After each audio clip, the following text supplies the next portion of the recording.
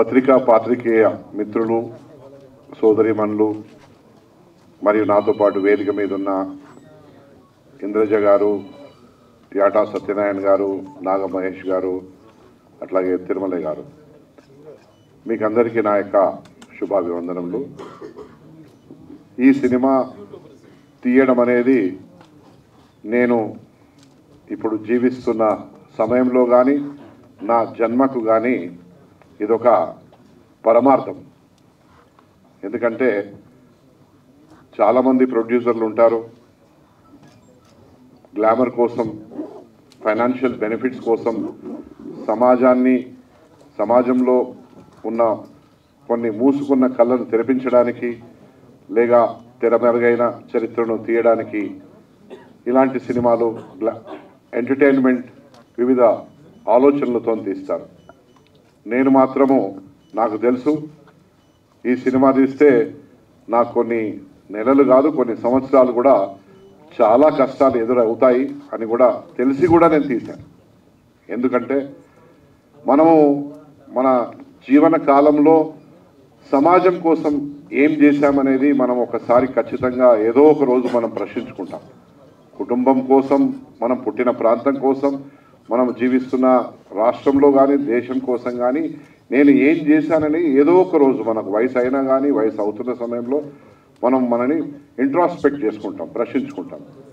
నాకు ఆ ప్రశ్న 60వ సంవత్సరంలోనే వచ్చింది. దానికి అనుగుణంగానే దేన్ని కూడా లెక్క చేయకుండా 1106 థ్రెట్స్ వచ్చినాయి. ఎంతవరకు అంటే ఇంటి వాళ్ళందరినీ లోపల పెట్టి కాల్ చేస్తాం, వెనక తాళం వేసి ముంగట తాళం వేసి ట్యాంకర్ తీసుకొచ్చి పైపుని తీసుకొచ్చి ఇంటి లోపలికి చొచ్చి మొత్తం పెట్రోల్ పోసి కాలబెడదాం అంటే కూడా దమ్ముంటే కాలబెట్టండి, దమ్ముంటే దగ్గరికి రండి అని చెప్పిన ధైర్యంతో నేను ముందుకు పోయినా. ఎందుకంటే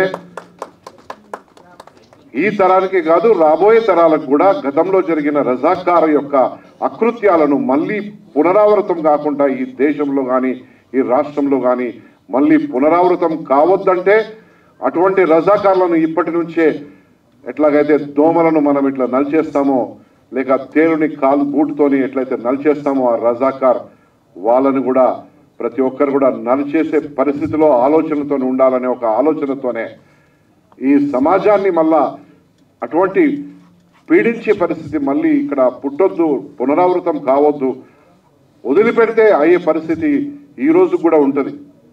కనబడుతుంటుంది, అక్కడక్కడ స్పీచ్లలో మాట్లాడుతుంటారు పబ్లిక్ పెద్ద పెద్దోళ్ళు, వాళ్ళని చాలా పెద్ద వ్యక్తులుగా పరిగణించుకుంటారు. దానికోసమే నేను తీశాను కానీ గ్లామర్ కోసం కానీ ఫైనాన్షియల్ బెనిఫిట్ కోసం కాదు. తీసిన దానికి నా జన్మ ధన్యమైందని చెప్పి నేను అనుకుంటా. ఎందుకంటే ఎక్కడ చూసినా ఎవరు చూసినా, ఇప్పుడు మీరు జస్ట్ ఒక క్లిప్ చూశారు, ట్రైలర్ కొంతమంది మొదటిసారి చూస్తుండొచ్చు, కొంతమంది చాలాసార్లు చూడొచ్చు. గూస్ బంప్స్ అనేది it is very difficult to get. ఏదైనా ఒక భయంతో కూడుకున్న సినిమా చూసినప్పుడు కానీ లేకుంటే సస్పెన్స్ ఉన్న సినిమా చూసినప్పుడు లేక చరిత్రలో ఇటువంటి చాప కింద పెట్టి ఇప్పటి వరకు ఎవరు దీన్ని బయటికి తీసుకురాలేని ఒక చరిత్రను తీసుకొచ్చారు అనేది చూస్తున్నప్పుడు కూడా అటువంటి అనుభూతి కలుగుతుంది. నాకు ఖచ్చితంగా ఆ సాటిస్ఫాక్షన్ ఉంది. రాబోయే రోజుల్లో కాదు రాబోయే తరాలు ఎప్పటికైనా ఈ సినిమా మాత్రం ఎవరు తీయరు. ఎందుకంటే ఒకవేళ పేరు పెట్టి తీసినా ఇంత జరిగినట్టుగా కళ్ళకు అద్దం కట్టినట్టుగా తీసింది మాత్రము నా సోదరుడు యాటా సత్యనారాయణ. ఎందుకంటే ఆయన కూడా చాలా కష్టాలు పడ్డాడు. సరే ఆర్థిక కష్టాలు పడకుండొచ్చు, ఆర్థిక కష్టాలన్నీ నేనే పడ్డా, బట్ చాలా కష్టపడి ఒక మంచి శ్రమతోని తీసిన సినిమాకు కూడా మొన్నటికి మొన్న నవంబర్లో మమ్మల్ని ఇంటర్నేషనల్ ఫిల్మ్ ఫెస్టివల్ గోవాలో జరిగినప్పుడు కూడా మమ్మల్ని అక్కడికి పిలిచి సన్మానం చేశారు. వారు యాజ్ ఎ డైరెక్టర్గా డెబ్యూటెంట్ డైరెక్టర్గా కూడా కాంపిటీషన్లో ఉన్నారు. ఇక వస్తూ ప్రైజ్ జస్ట్ ఇట్లా జారిపోయింది. అంటే మనం అరటి పండు మీద కాలు పెడితే ఎట్లా జారిందో అట్లా జారుకుపోయింది. ఎందుకంటే అక్కడ ఉన్న పరిస్థితులు మాకు తెలియదు. మొట్టమొదటి first generation producer, first generation director, cinema చిన్న స్క్రీన్స్ కంటే he has been directing. So but subsequent ఎక్కడ ఉన్నా కానీ ఖచ్చితంగా మనకు మంచి అవార్డ్స్ రాబోతున్నాయని చెప్పి ఒక నమ్మకం అయితే ఉన్నది.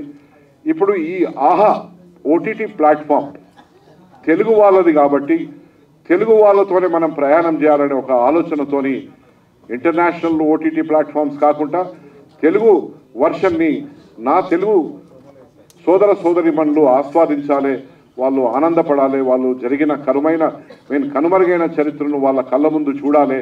అట్లాగే ఈ హైదరాబాద్ ఈ యొక్క సంస్థానాన్ని పరిపాలించిన ఒక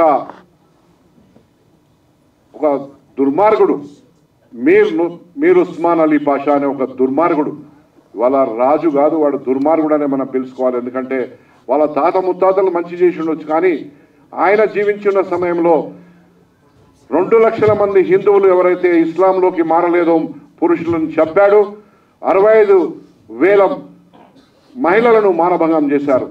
ఇది ఎవడిచ్చిన ధైర్యము, ఎవడిచ్చిన హక్కురా నా కొడక నిజాం అనే పరిస్థితిలో మన తెలంగాణ వాదులు కూడా ఆ రోజు వాళ్ళ దగ్గర ఆయుధాలు లేకున్నా, కత్తెలు బరిసెలు లేకున్నా కట్టెలతో పోరాటం చేశారు.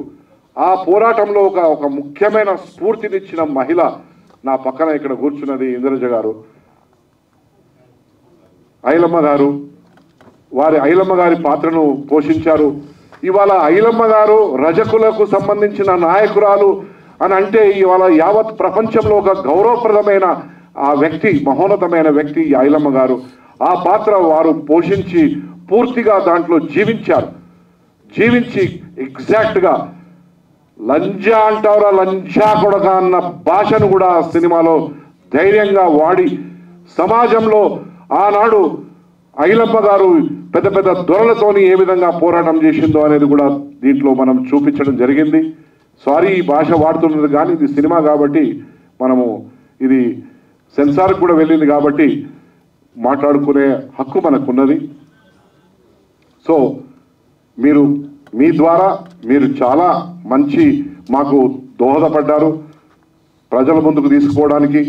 ప్రతి మీడియా మిత్రురాళ్ళు కూడా దీన్ని మరింతగా ప్రజలకు చేరువయ్యేటట్టు తీసుకెళ్ళి, ఎందుకంటే ఇదేదో గ్లామర్ కోసం మనం తహతలాడుతుందో, లేకుంటే మన టీఆర్పీ రేటింగో, లేకుంటే ఇంకా బెనిఫిట్ కోసమో, లేకుంటే ఇంకేదో ఐఎండిబి రేటింగ్ కూడా మాకు హైయెస్ట్ వచ్చింది, 9.5 వచ్చిందంటే ఇదేదో మేనేజ్మెంట్ చేస్తే వచ్చేది కాదు. This is one of the highest rating which Telugu movie has got in the recent past. పెద్ద భారీ బడ్జెట్ సినిమాలు కూడా ఆ రేటింగ్ పొందలేదు. ఎందుకంటే అంత క్వాలిటీ. 1948ని క్రియేట్ చేయాలంటే ఎక్కడ కూడా కరెంటు తీగలు కనబడద్దు, ఎక్కడ డాంబర్ రోడ్డు కనబడద్దు, ఎక్కడ కూడా మోటార్ సైకిల్ కనబడద్దు, ఎక్కడ కూడా స్ట్రీట్ లైట్స్ కనబడద్దు. అంటే it is not that easy. వీలైనంత కాడికి ఈ సమాజానికి పూర్తిగా న్యాయం చేయడానికి ఈ సినిమాను తీశాము. రాబోయే తరాల్లో ఎవరికి కూడా ఆనాడు మన పూర్వీకులు పడ్డ కష్టాలు మళ్ళీ పడకూడదనే ఒక ఆలోచనతో తీసిన సినిమా కాబట్టి ప్రతి ఒక్క పౌరుడు, మన భారతదేశంలో ఉన్న ప్రతి ఒక్క పౌరుడు కూడా చూడవలసిన అవసరం ఉన్నదని చెప్పి నేను మనవి చేస్తూ నాకు అవకాశం ఇచ్చిన సోదరులకు సోదరిమణులకు ధన్యవాదాలు తెలుపుతూ ముగిస్తున్నాను. Thank you.